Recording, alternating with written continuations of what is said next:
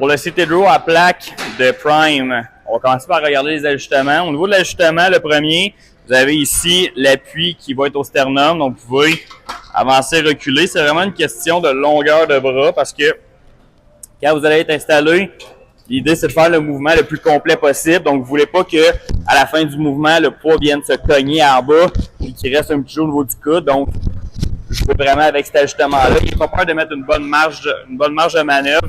Au pire, relevez-vous pour aller le reporter. Puis vous avez aussi le bas, bien entendu. Le bas, c'est de l'ajuster en haut et en bas selon votre grandeur. Mais vous voulez que le sternum soit bien appuyé sur l'appui ici. Donc, c'est la meilleure façon de savoir si il est bien ajusté. Donc, le but, c'est vraiment de faire une tirade, d'aller porter les coudes vers l'arrière. Passer vraiment de les coller les omoplates dans votre mouvement. Aller chercher vraiment l'extension complète au niveau des coudes. Pour lâcher quand vous avez terminé. Autre détail pour l'appareil, si vous venez ici. 3 endroits différents que vous pouvez mettre votre poids. Sans embarquer dans les gros détails, mais l'idée, c'est que si vous mettez l'emphase du poids dans la partie du haut, donc dans la pine qui est ici, à ce moment-là, vous allez mettre vraiment l'emphase sur le début du mouvement. Donc, quand vous commencez peut-être les 3-4 premiers pouces du mouvement, vous allez voir que c'est plus difficile. Plus vous allez tirer, plus ça va devenir facile.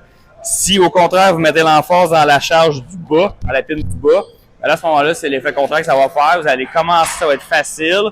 Plus vous allez tirer, plus vous allez sentir que la résistance augmente.